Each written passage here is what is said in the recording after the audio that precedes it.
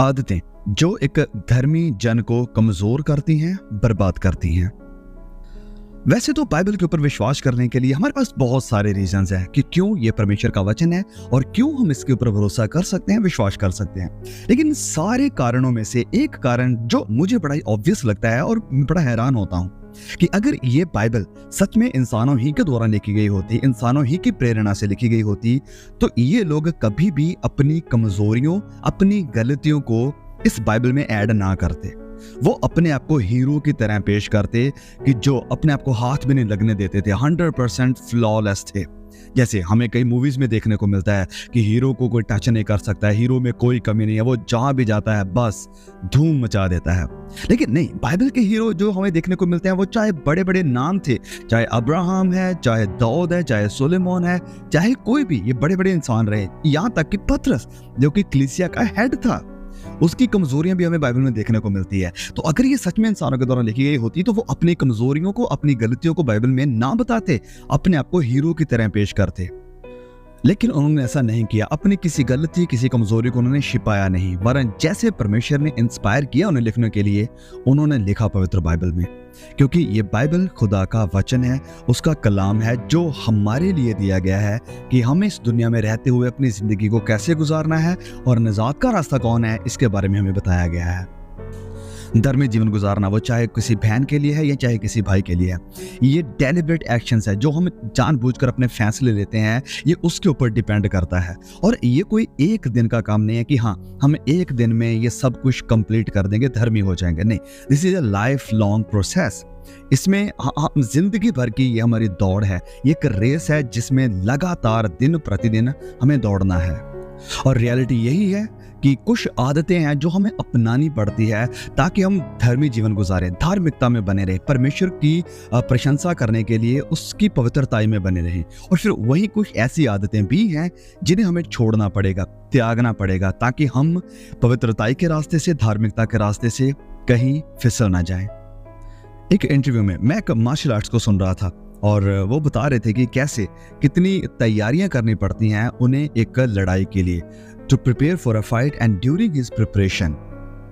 इस तैयारी के दरमियान वो 12 सप्ताह की ट्रेनिंग के लिए गया एक कैंप में, और इस कैंप में उसे बड़ी ही कठोर चीजों को फॉलो करना पड़ा। उसकी डाइट को लेकर, उसके फिजिकल एक्टिविटीज को लेकर, सुबह उठने को लेकर, रात को सोने तक को लेकर, और कई चीजों को अवॉइड करने को लेकर, और फिर स्ट्रेंथ ट्रेनिंग को लेकर कि उसे अपने शरीर को कैसे तैयार करना है। तो ये उसकी तैयारी, ये सब कुछ बड़ा ही कठिन था, बड़ा कठोर था और बड़ा सीरियस था। और इस इंटरव्यू के दरमियान वो बताते हैं, और जो ये जो बात है वो हमारे लिए भी लागू होती है। उन्होंने कहा कि जब वो इस कैंप में है, इस ट्रेनिंग के दरमियान कई चीज़ों को उन्हें अवॉइड करना पड़ा जो कि उसके शरीर के लिए नुकसानदायक हो सकती थी, और ये जो उसकी ट्रेनिंग चल रही है जिस काम के लिए, उसमें वो बाधा डाल सकती थी, वो रुकावट डाल सकती थी। और जो दो जरूरी चीज़ें उन्होंने मेंशन करी वो ये थी कि एक तो नशे को हाथ नहीं लगाना, और दूसरा देर रात तक जागते नहीं रहना है। और ऐसी ही बहुत सारी चीज़ें हम मसीहों के ऊपर भी अप्लाई होती हैं, लागू होती हैं। बहुत सारी ऐसी चीज़ें हैं, बहुत सारी ऐसी आदतें हैं जिन्हें हमें अवॉइड करना पड़ेगा, छोड़ना पड़ेगा, ताकि हम पवित्र आत्मा को खेदित ना करें, so that we do not grieve the holy spirit, और एक अच्छा धर्मी मसीही जीवन गुजार सकें जब तक हम इस दुनिया में हैं। अब मेरे प्रिय भाइयों और बहनों, अगर आपको हमारे ये वीडियोस पसंद आते हैं और अगर आप इंस्पायर होते हैं आत्मिक लेवल में आगे ग्रो होने के लिए, अगर आप सच में ब्लेस्ड होते हैं, आशीषित होते हैं, तो आई रिक्वेस्ट यू प्लीज इस चैनल को जरूर सब्सक्राइब करें, ताकि ऐसे ही और बाइबल के रिलेटेड, आत्मिक जिंदगी के रिलेटेड और चीज़ों से रिलेटेड आपको वीडियोस, मैसेजेस मिलते रहें। तो प्लीज़ चैनल को सब्सक्राइब जरूर करें, साथ में बेल आइकॉन को दबा देना, और ऐसे वीडियोस को और भी मसीहों तक जरूर पहुंचाएं ताकि सब लोग ब्लेस हो सकें। ओके, वापस आते हैं हमारे टॉपिक के ऊपर। ओके, तो सबसे पहली बुरी आदत जो एक मसीही को, जो विश्वास में बढ़ना चाहता है, आत्मिकता में ग्रो होना चाहता है, जिसे छोड़ना चाहिए, वो आदत है लड़कियों या औरतों के पीछे भागना। एक बहुत ही शटल या खतरनाक तरीका जिसके द्वारा शैतान खुदा के लोगों को, मसीहों को टेम्प्ट करने की या परीक्षा में डालने की कोशिश करता है, वो है ऑपोजिट जेंडर के द्वारा। शैतान ये अच्छी तरह से जानता है, और स्पेशली अगर हम बात करें आज की पीढ़ी की, अच्छी तरह से जानता है कि एक बहुत ही, एक बड़ी ही स्ट्रॉन्ग नेचुरल अट्रैक्शन है इसके द्वारा वो इंसानों को साइड कर सकता है या विश्वास से परे कर सकता है। और इस अट्रैक्शन का शैतान फायदा उठाता है और उठा रहा भी है। इस पाप के द्वारा बहुत सारे परमेश्वर के जनों को, बहुत सारे मसीहों को, बहुत सारे विश्वासियों को उसने गिरा दिया है। वो चाहे फोर्निकेशन में है, वो चाहे पोर्नोग्राफी में है, वो चाहे अडल्ट्री यानी व्यभिचार में है। पवित्र बाइबल में ही हमें कई ऐसी एग्जाम्पल्स देखने को मिलती है जो इसी गुमराही का शिकार बने, जो इसी जाल में फंस गए। ओके, समसून की जिंदगी को देखें एक बार। एक ऐसा शूरवीर, एक ऐसा योद्धा जो वचन में लिखा है कि सब लोगों से ज्यादा मजबूत था। ही वाज सो पावरफुल, बहुत ही शक्तिशाली था वो, लेकिन वो गिराया गया। उसे शर्मिंदगी का सामना करना पड़ा। क्यों? उसकी इच्छाओं के कारण। जो उसकी इच्छाएं थी औरतों के प्रति, वो औरतों के पीछे भागने वाला इंसान था। ये जो समसून है, ये बड़ा ही पावरफुल है। ये कोई आम इंसान, कोई साधारण इंसान नहीं था। ये वो इंसान है जिसने 1000 लोगों को अकेले ही मात दे दी थी, उन्हें हरा दिया था। ये वो इंसान है जिसने शेर के जबड़े में हाथ डालकर उसे फाड़ दिया था। लेकिन ये वो इंसान भी है जिसकी इस गलत आदतों ने, औरतों के पीछे भागने की आदतों ने उसे हरा दिया, उसे गिरा दिया। औरतों के पीछे भागने की इस आदत के कारण समसून अपनी जिंदगी में वो सब नहीं पा सका, हासिल नहीं कर सका जिसके लिए परमेश्वर ने इसे मसा किया था, इसे चुना था और इसे ठहराया था। कई लोगों को लगता है कि नहीं, ये जो पाप है हम इससे कोसों दूर है, ये इस पाप में हम कभी भी गिर नहीं सकते। क्या सच में आपको ऐसा लगता है? क्या आप बाइबल के ये जो लोग हैं, क्या आप इनसे ज्यादा पवित्र हैं? एक कोटेशन है इंग्लिश में जो इस प्रकार से है, if you think you can not fall into sexual sin then you are more pious यानी holy than David, stronger than Samson and wiser than Solomon. कि अगर आपको लगता है कि आप इस पाप में कभी गिर नहीं सकते हैं, तो आप दाऊद से ज्यादा पवित्र हैं, समसून से ज्यादा ताकतवर हैं और सुलेमान से ज्यादा बुद्धिमान हैं।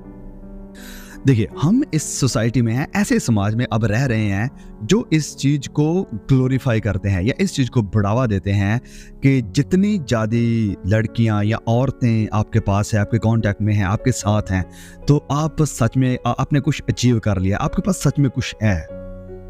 लेकिन सुने, मैं आपको क्लियरली ये कहना चाहता हूं, अगर उस औरत के पीछे आप भाग रहे हो जो आपकी वाइफ नहीं है, जिसके साथ आप अपनी सारी जिंदगी गुजारना नहीं चाहते हो, इससे कुछ भी भला, कुछ भी अच्छा निकल कर नहीं आएगा। इससे बर्बादी ही आएगी, इससे परिवार का उजड़ना ही आएगा और इससे निराशा ही आएगी। ऐसे रिश्तों को खुदा कभी भी अप्रूव नहीं करते हैं। ऐसे रिश्तों से खुदा नफरत करते हैं क्योंकि ये पाप है। और मैरिज को छोड़ना किसी और औरत के लिए ये भी बहुत घिनौना पाप है परमेश्वर की नजरों में। अब कभी भी सच्चे मन, शुद्ध विचार, शुद्ध हृदय से परमेश्वर के सामने आकर प्रार्थना नहीं कर सकते हैं अगर आपने पूरा सप्ताह या पूरा दिन व्यभिचार में, फोर्निकेशन में या पोर्नोग्राफी में बिताया है तो। क्योंकि पवित्रताई और ऐसी जिंदगी एक साथ नहीं चल सकती है। देखिए मेरे प्रिय भाइयों और बहनों, इस बात को समझें, अगर आप शादीशुदा हैं या अभी शादीशुदा नहीं भी हैं, कि हमेशा शैतान आपको इस बात में फंसाएगा। हमेशा शैतान आपको इस बात में फंसाएगा कि आपके पड़ोसी के यहाँ जो घास है वो ज्यादा हरा है। Yes, that your neighbor's grass is more greener. लेकिन नहीं, उस साइड में घास ज्यादा हरी नहीं है। नो, तुम्हें अंदाजा ही नहीं है कि वो घास कितना हरा है। इसकी बजाय, उस घास की तरफ ताकने की बजाय, आपके घर में जो घास है उसे नॉरिश करें, उसे पानी दें, अपने जो रिलेशनशिप है, अपने जो रिश्ते हैं उन्हें मजबूत करें, उनमें बने रहें। और वचन कहता है कि अपने ही घर का जो फाउंटेन है उसी से पानी पी।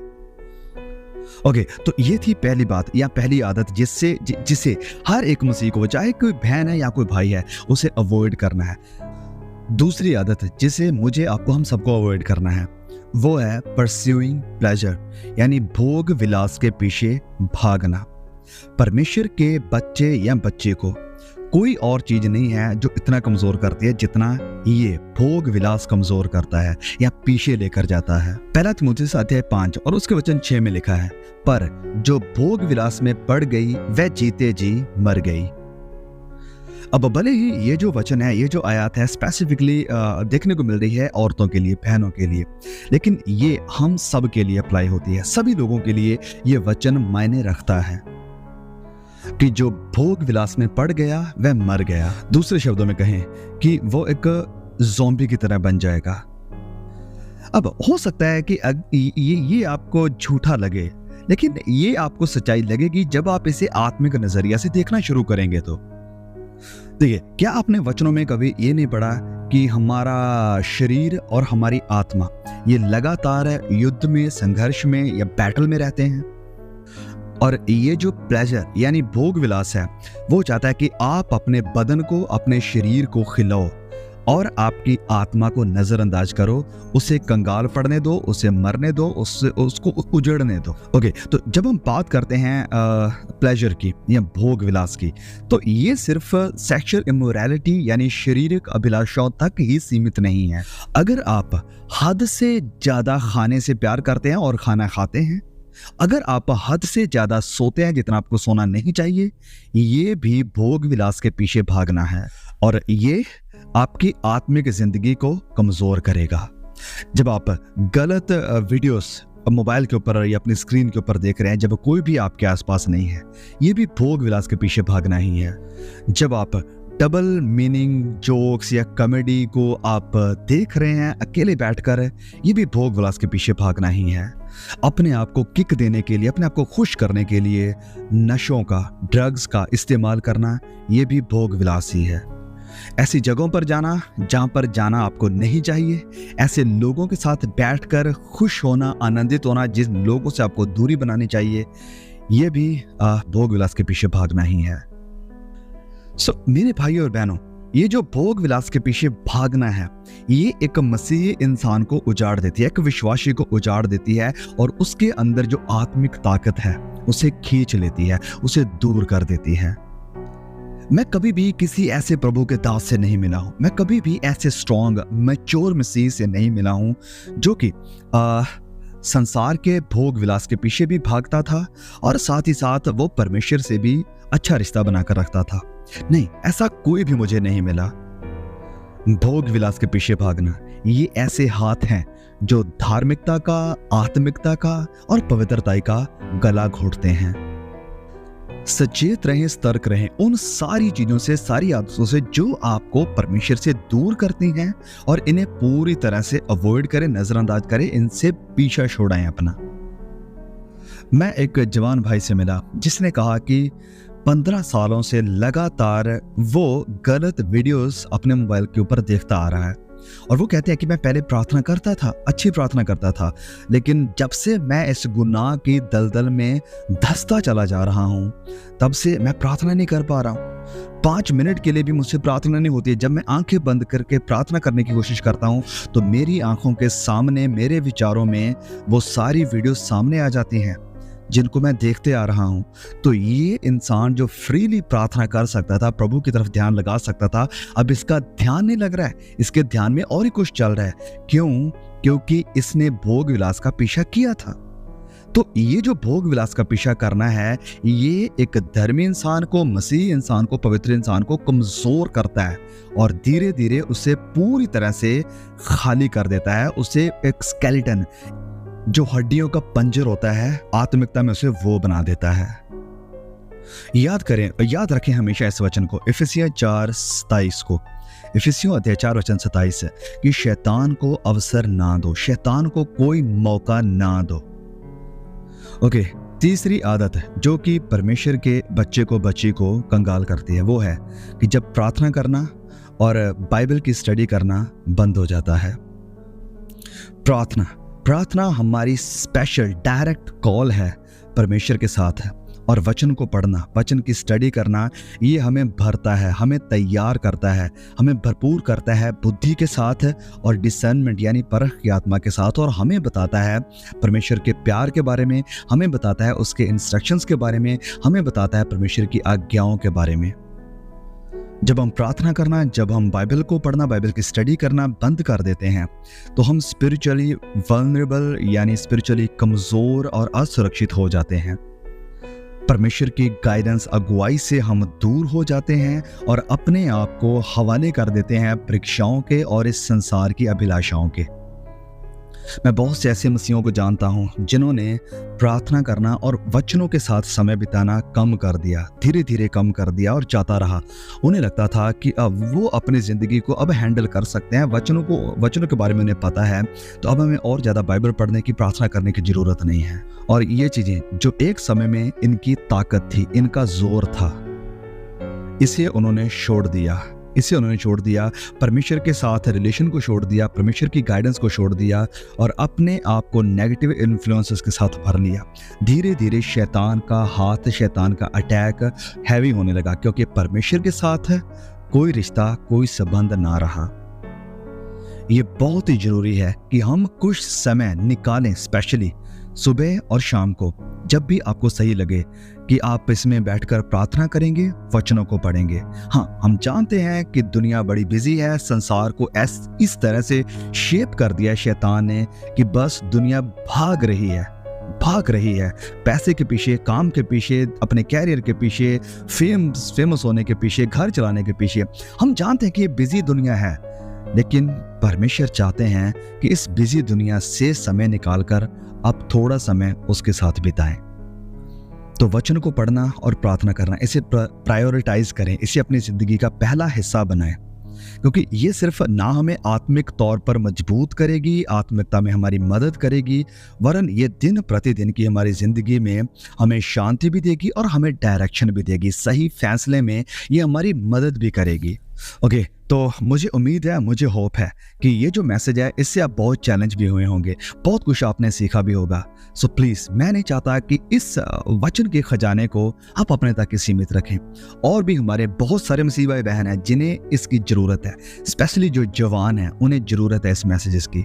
प्लीज़ आप उन तक पहुँचाएँ, उन्हें व्हाट्सएप करें कि अभी इस मैसेज को, वीडियो को देखें, ताकि वो भी अपनी ज़िंदगी में फैसला लें परमेश्वर के साथ अपने रिलेशन को सही करने का। और ये जो 3 आदतें एक परमेश्वर के जन को डिस्ट्रॉय कर रही हैं, विश्वास से दूर कर रही हैं, आत्मिकता में कमज़ोर कर रही हैं, वो इन गंदी आदतों से बाहर निकल सके, छुटकारा पा सके। और मेरी प्रार्थना है, मेरी खुदा से रिक्वेस्ट है कि ये जो मैसेज है आपका, ये आपके लिए एक नई उम्मीद, नए बल, नए जोर, नई चुनौती को पैदा करे, ताकि आज ही से आप प्रभु में गंभीरता से चलना शुरू कर दें। हर तरह की अट्रैक्शन से, हर तरह की शैतान की टेम्पटेशन से आप भागना, दूर रहना शुरू कर दें और पवित्रताई में, धार्मिकता में, आत्मिकता में आप दिन प्रतिदिन ग्रो होते जाएं। यही हमारी प्रार्थना है आप सब के लिए। May God bless you all. See you again. आमीन।